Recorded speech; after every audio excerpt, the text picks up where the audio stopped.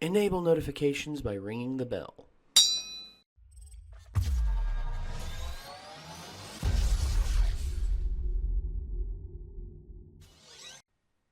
Hey, Kyra, that's a nice necklace. Oh, thank you. I don't know if I can see. Well, for those of you who can't see, it's the Eye of Agamotto. And that is what contains the Time Stone. Yes. And it's also the primary weapon of one Dr. Stephen Strange. Hello, everybody. We're the Renegades, and this is a reaction video, and this is going to be us reacting to everything great about Doctor Strange. So, I've done my fair share of watching of the Marvel Cinematic Universe. I've seen every single one of them. Have you? Yeah, I just haven't seen Guardians of the Galaxy movies. Oh, you haven't seen Guardians. Okay. Nope. Those are the only ones. Just not interested, or? I just never really got around to seeing them. I want to see them now. After Oh, yeah. I relate to Star-Lord. I feel like Star-Lord, well, I feel he's like I obsessed act with like 70s. him. He's obsessed with 70s and 80s music. Yeah. Which, holy crap. You are too. How about that shit? You're gonna be like, that's literally the only thing that's. No, and also you're both very like there's other things I don't want to get into because of, personal stuff, and also because of we have a video to get to, and plus this ain't about Guardians of the Galaxy, this is about Doctor Strange. Yep. So you've seen Doctor Strange. I have. Okay, so for you, do you think that Benedict Cumberbatch made a good Doctor Strange? I do. I don't know very much of the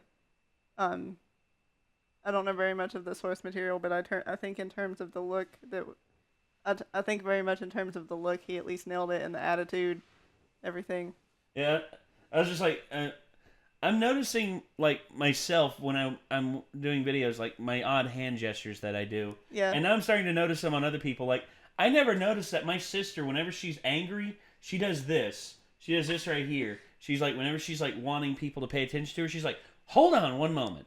She, like, does this weird hook thing with, like, she hooks these three of her fingers, curls her thumb out all the way, and then holds this one finger solid up. And I'm just like, I've never noticed that before. And I'm noticing, like, your hands, you do like the crossing up and all that, which is fine, because I do weird things too. Sometimes I suffer from Tourette syndrome whenever damn it, there it goes. I got Tourette syndrome when it comes to like sign language. I'm sorry. Well, whenever I'm talking and I'm like, this isn't going anywhere, or I think I'm gonna embarrass myself, I'm like, actually, and I just kind of actually. It's like, let me just cut in there real quick. I need to make a point. So, everything great about Doctor Strange. Hi, I'm awkward. Hi, awkward. I'm Dad. Not really. No, Ben's dad. Really? He told me I was one of his adopted daughters. The screaming Nerf dude is Dad. Jesus. Y'all pick some weird dads. Me, I guess I'm just not dad material. I mean, I don't even really know what to call you, though. Nobody does. That's the thing about it. Nobody knows what to say about me other than, like, every now and again they call me Angry Nate. And I don't even get angry that often. And oftentimes when I do, it's not real anger. But, anyway, yeah, that's... So we have a video. But I was going to say you guys are probably, like... I don't know, I could see you guys as, like, brothers or something. No. If Ben and I were brothers growing up, we'd have killed each other. Oh, no, I meant, like, my brothers. Oh, you see me as a brother. Yeah. Oh. That's normally a terrible compliment for a guy to hear, but... No, it's fun. No, honestly, I'm used to it by now. Oh. No, I'm used to denial by now, or I'm used to rejection by now. It's just like, what do you mean I'm not dad material? No, you're more like, older brother material. That's like very far away. Lives somewhere else. And I'm just like, oh. Oh, well, I'm just joking. Yeah. I don't care. I'm just having fun. I'm just here to have fun. That's all this is about. So anyway, everything great about Doctor Strange. Let's get into this. 3. Oh wait, what? Yeah, 3. Yeah. Oh come on, I've had like one drink. Sorry. So 3, 2, 1. 5 beers, please. 5 beers? No. 5 beers. That's 5 beers. Oh. To a drunk, that's 5 beers. This is 4. See, the more you consume, the lower the number overall by comparison is. It's just like this is 1, this is 2, this is 2.5, this is 3, this is 4, this is 5, this is 5.5, or this is 4.5, and this is 5. Yeah. So pretty much every 2 beers you lose half. I was just going for the Roman joke, like 5 beers, please. Oh. Or you could do the Roman joke. Is that the, I know V, that's 5 in Roman.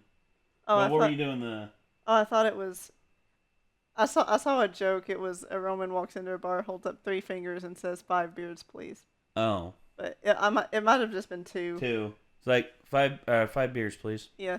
And then there's of course, have you seen Inglorious Basterds? I don't think so. Okay. During that, there's one scene where a guy wants 3 glasses to pour a drink, and he goes, "Drei Gläser." Well, here's the thing: Germans don't count 1, 2, 3. They count 1, 2, 3. Yeah. They count with their thumb. Yeah. The thumb is a 3, or I think it's 1, 2, 3. So I think they count from their thumb out, whereas we stupid Americans count with our pointer finger first. Yeah, other countries start thumb first. 1, 2, 3. Yeah. Yeah. So, yeah. Anyway, we've gone on long enough. Let's get into everything great about Doctor Strange. Here we go. We talk too much. What else is new?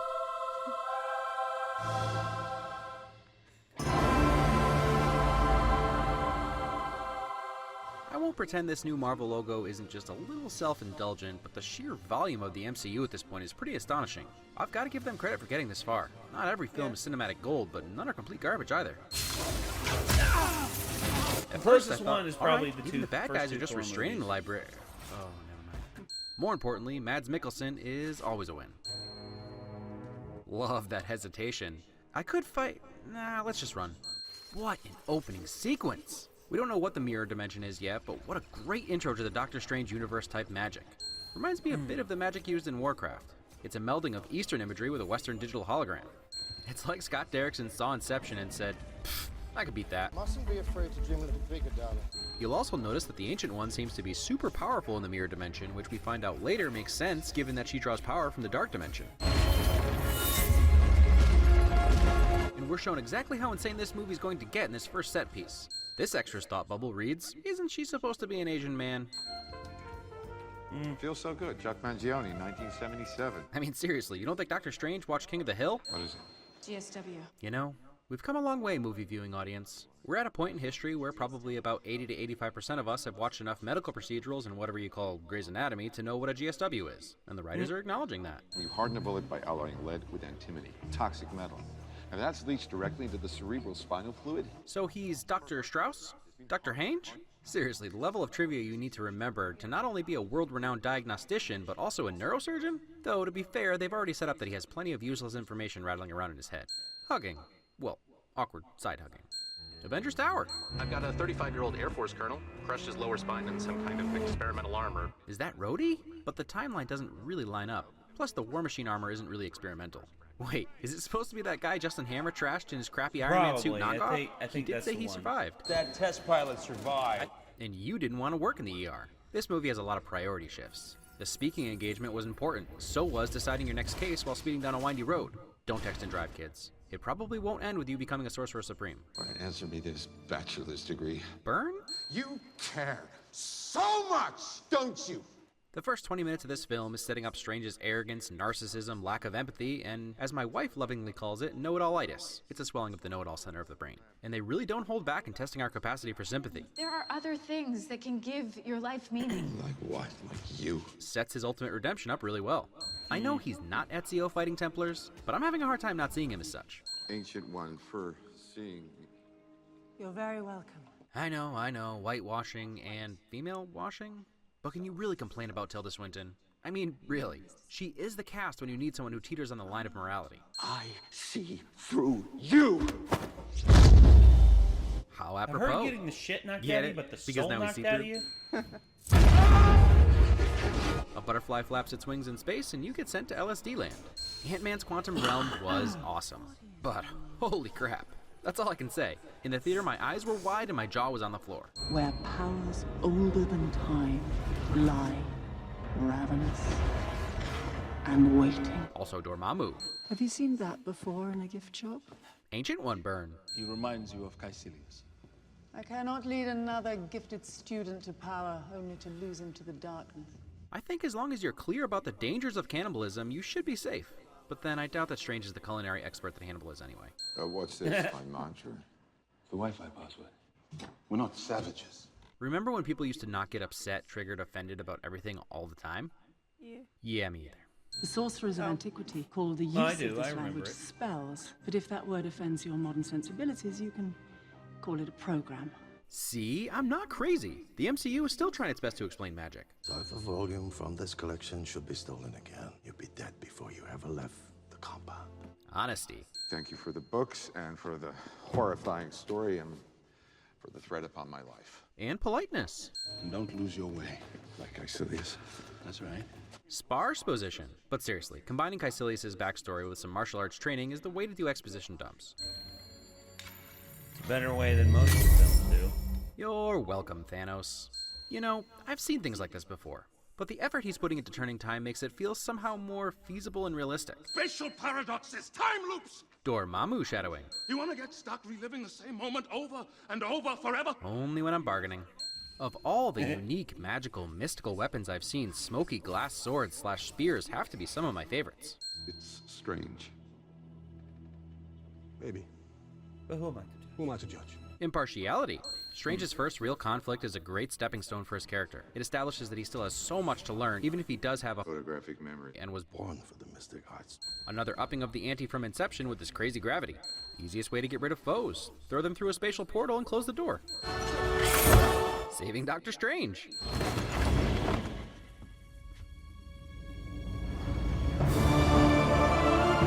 Yep. Yep. But Doctor Strange loves axes. And now he's showing off his sweet dance moves. Magical relic created by Quagmire. We don't seek Oh, to gosh. rule this. Oh.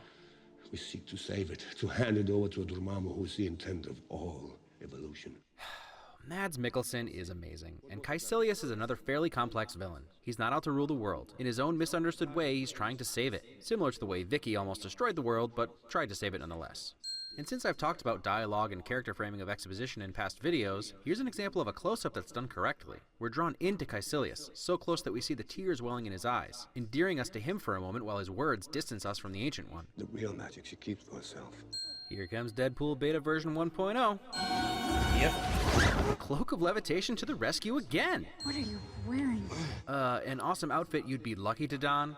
The rules of astral throwdowns are a little confusing to me. Sometimes you stop at walls, sometimes you go through them. Seems like maybe you choose what you interact with, but I really don't care because this is fantastic. Any opportunity to show off Scott Adkins' skills without sword hands is welcome. And it's finally Arnold Rothstein's lucky day. Treated you so horribly and you deserved so much more. Honesty. A powerful sorcerer gave himself over to an ancient entity, combined the very laws of physics, tried very hard to kill me. Just loads of honesty. Yep. Don't even care that that was in the trailer. Yep. When I became a doctor, I swore an oath to do no harm, and I have just killed a man. I'm not doing that again. This is one thing that makes Strange unique and gives him a softer side I don't even think he knew he had.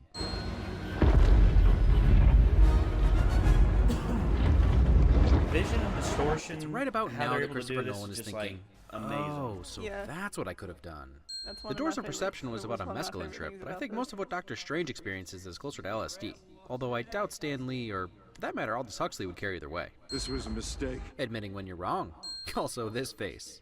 I mean, this would have made Yeah. MC Escher wish he was more creative. Heck yeah. The mix of martial arts choreography and special effects magic give the action sequences in this film such a distinct feel. It's not about you.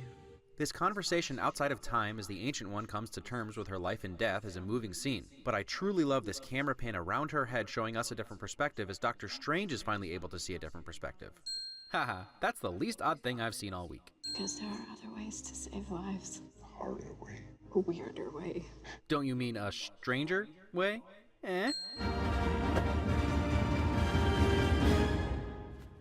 Sherlock moment undercut by the helpful cloak. Detective's already funneled. It's too late. I wouldn't call it a theme necessarily, more of a motif, but it's at this point that you realize the camera's obsession with wristwatches was more than just Strange's hidden love for Christine. Cover your watch. You don't have time. Time is relative. They've been leading to this the entire time. Don't trust time. Another fun little setup is that his watch is broken and now he's about to really break time. This is another one of those times when I have to mention that we've had a fun MCU action film with magic and martial arts and good character developments up until this point. And then you start throwing time turning into the mix? Come on! Everything moving backwards around them as they fight? Come on! And these people running in reverse is pretty comical.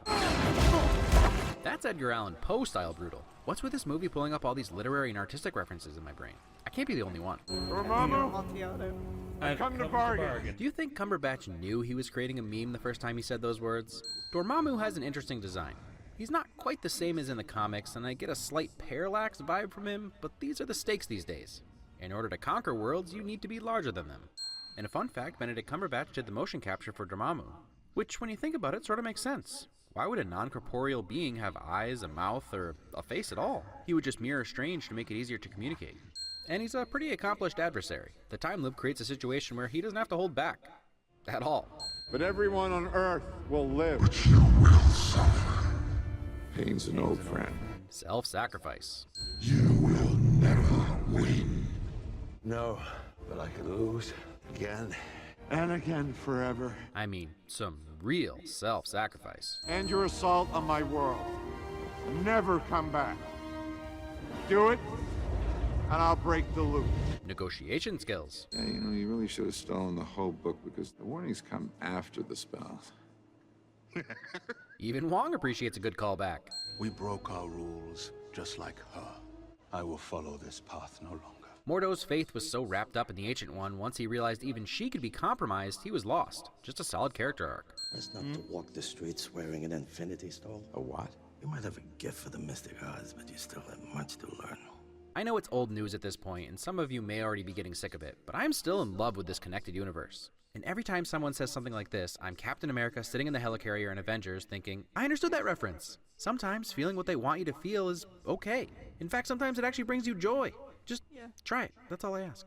Maybe a little reminder to stop breaking time, and, you know, also as a reminder that people are what really matter, not possessions, not reputations or status, not even time. Worthy inclusion. Alcoholism. Allow me to help you. Helping an Avenger. Ha! Get it? Because it looks like a sling ring? Showing your inspiration hand, Marvel. Too many sorcerers. I've been saying that for years. I've sort of dodged this the whole movie, and I'm not the first to notice, but come on, Giacchino. We love you, but don't pilfer your own scores, especially movies that share an actor. Still love you. You're still amazing. I'll give you the benefit of the doubt and assume you hadn't listened to your Star Trek theme in a while. I was even more depressed when I found out the music in the trailer was made by a production house called High Finesse that pretty exclusively scores trailers. This scene in particular had way more punch in the trailer because of the music. Side note, if you want to get all pumped up and feel like your life is a movie trailer, go to their website and listen to all their Axiom 3 tracks while you work out. And something about the trailer in general had me nervous this movie was going to be awful. Generally speaking, some of my favorite trailers belong to some of the worst movies. I was happy to be wrong. So, this is magic. I'm not going to deny that. But it's not exactly the mystical magic that we often get in fantasy. Much like the show I highly recommend The Magicians, it's a learned discipline, exactly as the Ancient One says. Even if this is magic, Kevin Feige is trying to ground it in as much reality as he can. I didn't come up with the no magic in the MCU theory on my own. It was a quote from Kevin Feige where he basically says our universe is already magic. This has just become my dumb little stubborn thing. I don't really care if there is straight up magic, and I hope that the Doctor Strange purists were pleased by the representation of magic in this film.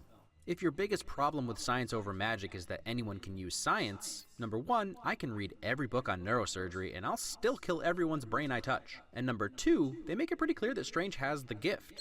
I have to say I wouldn't have expected this quality or style from Scott Derrickson. He's pretty exclusively a horror director and writer, but if there's one thing the MCU has done, it's give these smaller directors their day in the sun. One other tiny complaint would be some of the forced humor. I smiled in theaters. On second watch, I sort of felt like I was being pandered to a bit, especially when the Cape of Levitation actually created some genuinely funny moments. So why force pop culture jokes? Not a deal breaker, and the jokes didn't land with Wong either. So, there are some pretty clear parallels that illustrate the shift of Doctor Strange's priorities. Ultimately, it's just his hierarchy of needs, but the opening shows us all the things he takes for granted. Scrubbing before surgery, shaving, the fear of ruining one's reputation, and then when the coin is flipped, he gains some perspective. Throughout the movie, Strange is shown to be totally adept at learning and practicing. Discipline and studying have always been his strongest assets. But he skips steps that put him in serious danger. If it weren't for the Cloak of Levitation, he'd definitely be dead. There were complaints that he went from stranded on Everest to opening the Eye of Agamotto in a matter of days. My assumption the first time watching was that while they sadly skipped the studying training montage to get us there, quite a bit of time had passed when he entered wearing these new clothes. And even after he impresses Wong and Mordo, he's still using a magic rope as his weapon. Kinda like the Green Lantern using a giant fist. I really love that Strange has a different take on superheroing than most other superheroes. Sure, Batman doesn't usually kill people, the Avengers try to minimize casualties, but Strange is one of the first in the MCU to immediately feel guilt after killing someone, even in self-defense, because of the oath he took as a medical professional. He didn't need any angry mothers to confront him while waiting for an elevator. It affects him instantly, and he takes a different approach to saving the world. It goes without saying that this film had some of the most amazing visuals in recent memory. The world-bending effects combined with the sound design are all truly impressive and engrossing. Open your eyes. His first dimension hopping scene is probably as close to taking hallucinogens as I'll ever get. Another thing this movie really excels at is creating solid character motivations. I touched on Caecilius' motivations and what makes him more than a one-dimensional baddie. Twisted though he was, he believed his intentions to be honorable. The Ancient One, on the other hand, has been using evil methods to prolong her life in order to serve the greater good. And even in her final moments, she exposed her fallibility. First time was okay, second time too much. Stretching one moment out into 1,000. I don't remember just so what that I all can next watch told the me. sun. All the supporting cast was great. Rachel McAdams is always fine, although Rosario Dawson's Claire Temple is still my continuity. Hashtag not my night nurse. Chiwetel Ejiofor knocked it out of the park. I'm super excited for him to be our next villain in this universe. I loved every moment that he and Strange had together. And even One Eye himself. They had good chemistry. I mean, Galen Erso. Lashif had one of the funnier moments in the film. Mr. Doctor. Mr. Doctor. Exciting news is that Strange is confirmed to make some kind of appearance in Thor 3. Might be a scene, might just be a cameo, could actually just be a quid pro quo end credit stinger. But come on, buddy cop movie with dry humorless Strange and fish out of water intentionally hilarious Thor? Throw a giant green monster in there and you've got yourself a movie. Don't mess up Planet Hulk. We believe in you, Marvel. We believe in you. They didn't. Who am I to judge?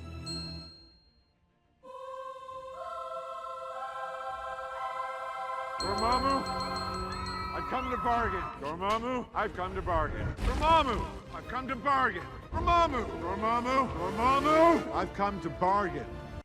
I need to rewatch Doctor Strange now.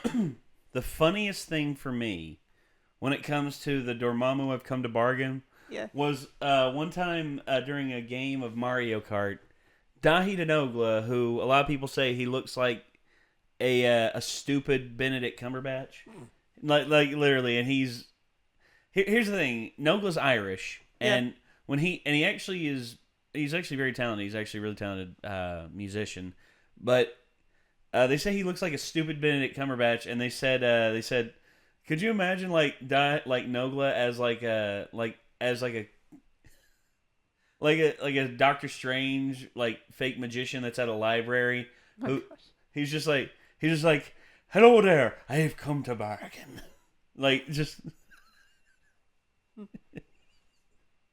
It was actually really good. Because everyone was just like, well, you know why he wanted us all to be kids, right? Just so he could pretend to be that. Just so he could pretend to be that magician that comes to the library to try and impress the kids, but all the kids are just bored of him, and they're just like staring straight through him, and he's just like, "Hello there, kids, I've come to bargain." And they actually like put Nogla's head on Benedict Cumberbatch as Doctor Strange, and it was one of the funniest things. Yeah. And then they went into a whole thing about how Stephen Hawking, seeing Stephen Hawking in a pool. Like they were just like seeing Stephen Hawking just like sinking to the bottom of a pool, and him just being like, this is too cold down here. It's like, I haven't been able to use my arms in 30 years. Why did you think I could swim? Oh, God. So, anyway, that's everything great about Doctor Strange. So, yeah, there's some movies in the Marvel Cinematic Universe I really want to watch again. Yeah. Strictly because of continuity and everything, and also I need to do a refresher before Infinity War Part 2, which comes out next year, which I'm excited and I'm also scared. Yeah, very scared. Because I'm just like, what are they going to do? What are they going to do? Oh, God, what else can they do? I keep seeing memes that are like, Marvel has announced that Infinity War Part 2 will be much darker. It's like, oh. It's like, no. Why? Oh. Why would you do that? Given what we got at the end of... spoilers, by the way. Given what we got at the end of the first one, it's just like, how could this get any worse? Because, for me, I think there's going to be some permadeaths. I think there's going to be. But then again, they just may use the time stone and reverse everything and just be like, oh yeah, that didn't happen. Yeah. I keep seeing people like, well, if you read the comics, you'd know that. Who's to say they're going to follow like they pointed out in this, that they aren't following the comic books to a T. Yeah. Like, who knows how they're going to solve it? They could do the one where, oh yeah, everyone's trapped in the Infinity Stone or the Soul Stone. Yeah. Or they're going to use the Time Stone and reverse time and make sure it all never happened. Or they're going to do something else where they use the Reality Stone and they just they take the Reality Stone to they go to a different reality, just to get everyone back. Yeah. Piece by piece. But who knows? Who the frick knows? I don't know. Yeah. However they resolve it, I'm going to very hotly anticipate, and I can't wait to see their resolution. Me neither. I mean, I'm a theory person, but I don't spend every waking hour, every moment of my life trying to figure out what's going to happen next. Yeah, I know, I understand that, and hey, yeah. it's true. I mean, I feel the same way. I come up with theories in my head all the time. It's just like, maybe they could use this, or they could use that. Yeah. Or maybe Ant-Man could do something, and then all of a sudden I just find myself talking in circles. It's just like, wait, I've talked about that. Never mind. I'm just gonna go to bed now. Yeah. And I just get in my bed and I roll over and I roll and over you're and still I'm just thinking like, about it. and I'm just like, but what if Wong were to go to bed. What if Tony? No, stop it. But yeah, this whole thing has just blown me away as to how good they've done the Marvel Cinematic Universe. I mean, yeah. What other, like, people say, oh, the James Bond franchise, they've been going for X amount of time, and it's been, like over 25 or like 24. I think Nick said that was 24 because he and Andrew have been watching them all. Yeah, so. Bond for over 20 films has been like the best of the best and all this and all that. And it's just like, they really haven't held up continuity as much. I mean, they've rebooted with different Bonds. Yeah. And all that, but I can't really think of a movie franchise that's done this good. Yeah. And in every movie, they remind you that it's all connected. Yeah, it's all in the same which is world obvious, and universe. But yep. Yeah, and it's just like, well, when you watch Guardians, you'll get a feel for some of the things in that as well. Yeah. And speaking on Guardians, the whole Guardian 3 kerfluffle, have you heard about it? Oh, the director getting fired? Yeah. Yeah. I saw something that they started a petition to hire him back because they're like, people don't actually care about that anymore. Well, yeah, but Disney does because they don't want to offend anybody. Yeah. Disney's very very businessy. It's just like, oh yes, of course we got to maintain the status quo and all this and all that, blah blah blah. And I'm like, Disney, you guys have done some pretty shady shit in the past. I mean, do we even need to bring up Song of the South? I don't think so. So forgive the man for what he said. Give him a pay cut or hell, take away some of his final cut privileges.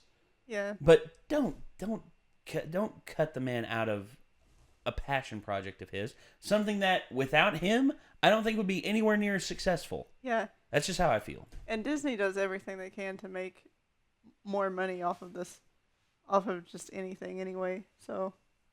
Yeah. I guarantee if James Gunn says, I'll take a pay cut, Disney will be like, you won't say anything else? I won't, swear to God, won't say anything else. Yeah. You're hired. Because they've probably done stuff like that before.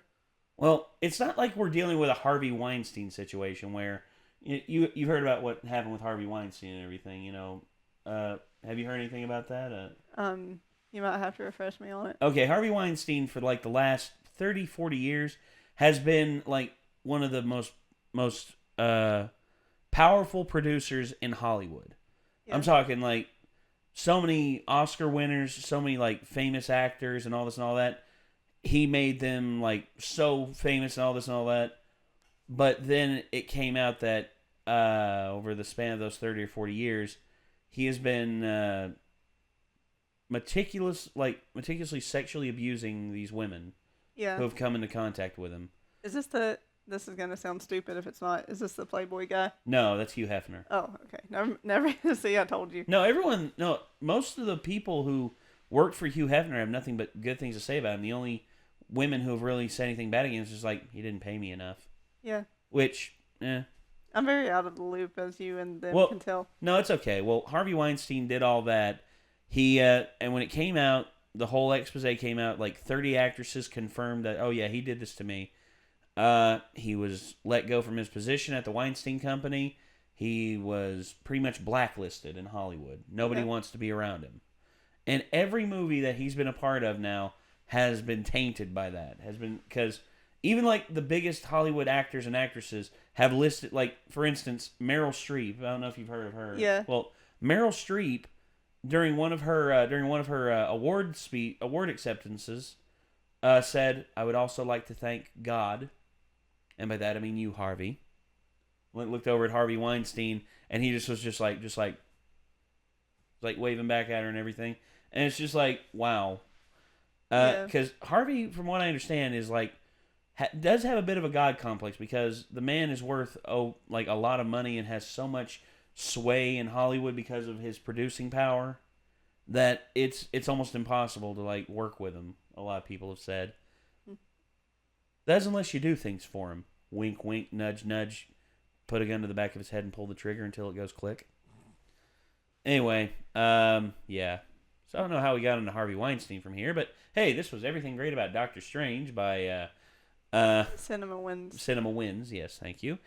And if you all have enjoyed what you've seen here, there's a link to the original video. Check out Cinema Wins. They have a whole bunch of videos, whole heaping bunch of them. Check them out, and I guess until next time, signing off, I'm Nate. I'm Kyra. And we will see you later, Internet. Peace out.